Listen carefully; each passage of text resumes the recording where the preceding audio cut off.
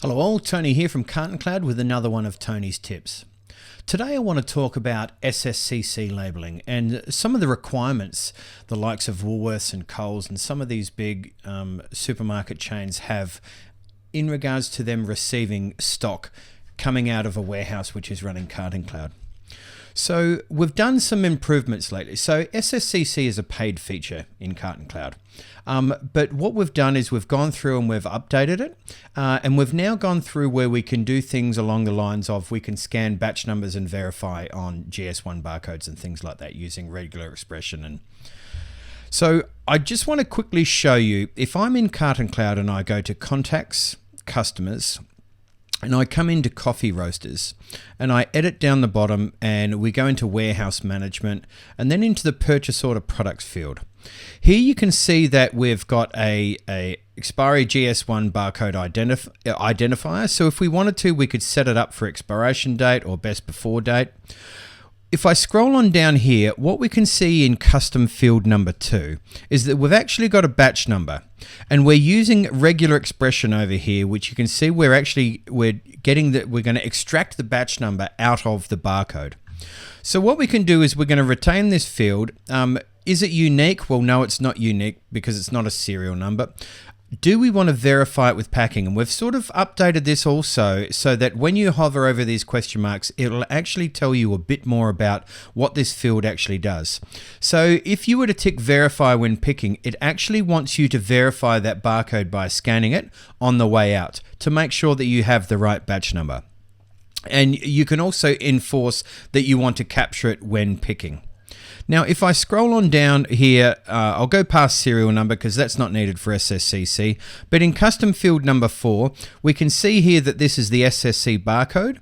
And we can see that we have verify or capture the SSCC when picking. So what this also means is if you were to pick, say, a part pallet or a half pallet, you would actually print a new SSCC before going outside to pick the order.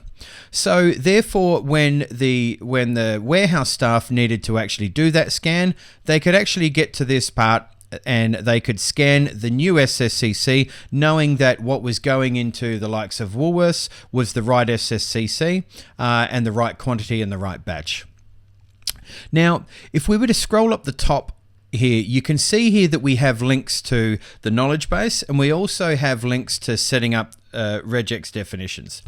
But if you were to click on the link, you'll actually come through here on the knowledge base. Now, this is where we've added in how you can go through, how you can set up these purchase order product settings, and even sort of as we go through just things like the simple batch number, which a lot of people have done. But when it comes to SSCC, there's a little bit more data involved in here. So if we were to go down and we were to come to the enabling and using SSCC and GS1 barcodes, what we can actually see here is it goes through and it explains the limitations of SSCC, that it is a paid feature.